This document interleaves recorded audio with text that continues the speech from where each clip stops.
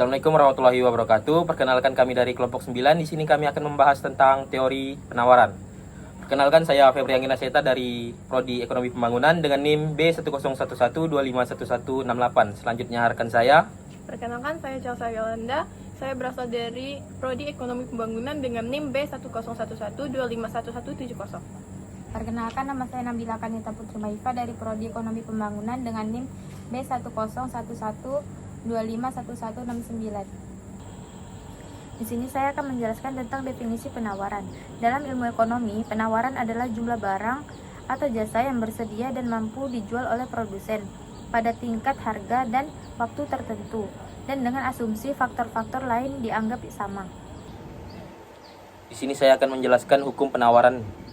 Hukum penawaran berbunyi, apabila harga suatu barang naik, maka jumlah barang yang ditawarkan akan bertambah. Sebaliknya, apabila harga suatu barang turun, maka jumlah barang yang ditawarkan akan berkurang. Dengan asumsi faktor-faktor lain tetap. Hubungan faktor-faktor yang mengaruhi penawaran dengan kasus sawi, yaitu yang pertama adalah harga sawi itu sendiri. Jika harga naik, maka penawaran akan ikut naik, dan sebaliknya, jika harga turun, maka penawaran terhadap sawi juga akan turun.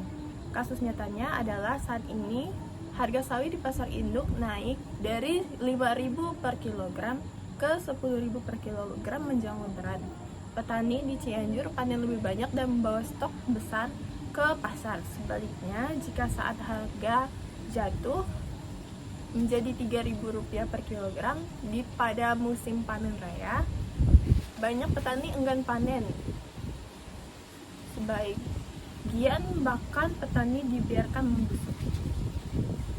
Nah, yang kedua adalah faktor produksi. Jika biayanya tinggi, maka petani akan menanam lebih sedikit sawi. Sedangkan jika biaya produksi rendah, maka petani juga akan menanam lebih banyak sawi tersebut. Kasus nyatanya adalah pada tahun 2023, harga pupuk melonjak. Banyak petani sawi di Garut mengurangi luas tanam karena biaya tidak sebanding dengan harga jual. Akibatnya penawaran sawi di tahun tersebut menjadi turun. Yang ketiga adalah kondisi cuaca atau alam.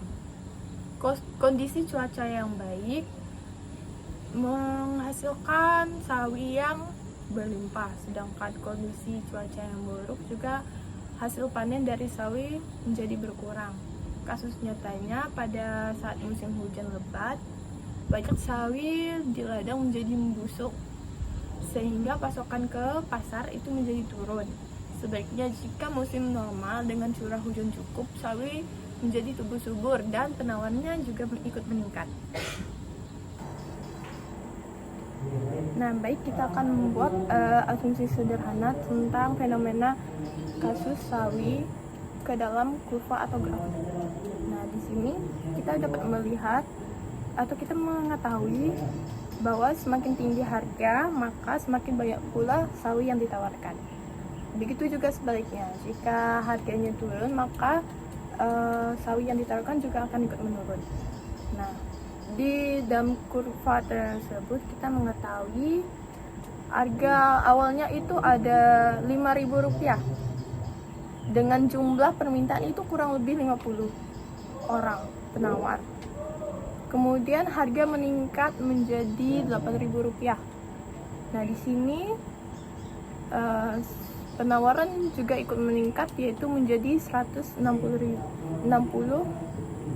penawar. Kemudian harga juga kembali meningkat, yaitu menjadi 10.000. Maka jumlah penawar juga menjadi meningkat, yaitu kurang lebih 200 penawar. Nah, di sini kita dapat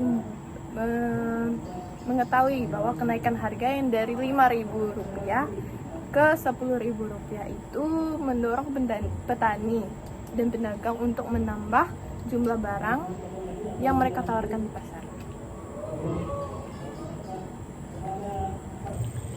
Jadi kesimpulannya, penawaran adalah jumlah barang atau jasa yang siap atau mampu dijual produsen pada harga dan waktu tertentu. Berdasarkan teori dan hukum penawaran, semakin tinggi harga suatu barang, semakin banyak pula barang yang ditawarkan. Dan sebaliknya, semakin sedikit barang, maka semakin sedikit pula barang yang ditawarkan. Penawaran dipengaruhi beberapa faktor lain, yaitu seperti harga barang itu sendiri, biaya produksi, dan teknologi. Dengan demikian, penawaran memiliki peran penting dalam menentukan ketersediaan barang di pasar dan dipengaruhi oleh dinamika harga serta faktor eksternal lainnya.